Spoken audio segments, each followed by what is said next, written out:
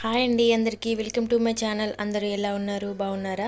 నేనైతే చాలా బాగున్నాను. మీరు కూడా బాగుండాలని కోరుకుంటున్నాను. ఈరోజైతే ఈ వీడియోలో పుల్లగా కారంగా చుక్కకూర పచ్చడి టేస్టీగా ఎలా చేయాలో చూద్దామండి. ఇది రైస్లోకి చాలా బాగుంటుందండి. మీరు కూడా ట్రై చేయండి. దానికోసం ముందుగా స్టవ్ ఆన్ చేసి ప్యాన్ పెట్టుకొని ప్యాన్ బాగా హీట్ అయిన తర్వాత పచ్చడికి సరిపడా ఆయిల్ పోసుకోవాలి. ఆయిల్ బాగా హీట్ అయిన తర్వాత కొద్దిగా జీలకర్ర, ఆవాలు, పచ్చిశనగపప్పు, పల్లీలు వేసి బాగా ఫ్రై చేసుకోవాలండి. ఇవి 2 మినిట్స్ ఫ్రై అయిన తర్వాత దీంట్లో 2 ఎండుమిర్చి ముక్కలు, 7-8 పచ్చిమిర్చి ముక్కల్ని తుంచి వేసుకోవాలి. అలాగే 4-5 వెల్లుల్లిని పొట్టు తీసి వేసుకోవాలి. ఇవి బాగా ఫ్రై అవుతున్నప్పుడు దీంట్లో పచ్చడికి సరిపడా సాల్ట్ని వేసి బాగా కలుపుకోవాలి.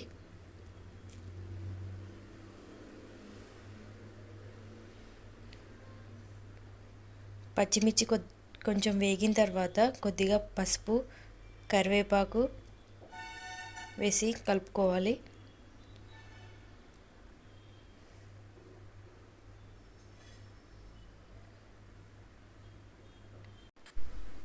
ఇప్పుడు ముందుగా కడిగి పెట్టుకున్న చుక్కకూరని వేసుకోవాలి.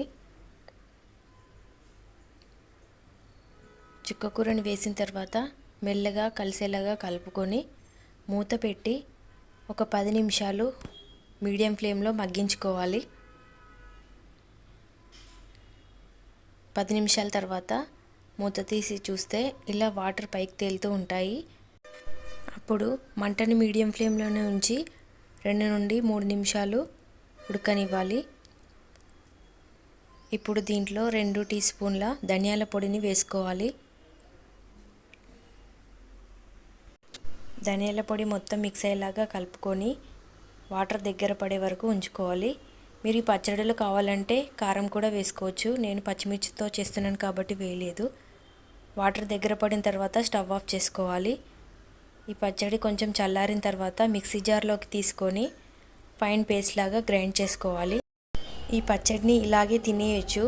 మీరు కావాలంటే జీలకర్ర, ఆవాలు, పచ్చిశనగపప్పు, కొద్దిగా కరివేపాకు వేసి పోపు చేసుకుంటే ఇంకా బాగుంటుంది.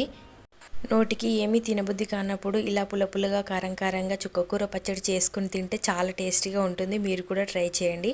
ఈ వీడియో కనుక మీకు నచ్చినట్లయితే ప్లీజ్ లైక్ చేసి మా ఛానల్ని సబ్స్క్రైబ్ చేసుకోవడం మాత్రం మర్చిపోకండి. ఓకేనా ఫ్రెండ్స్? బాయ్ మరి.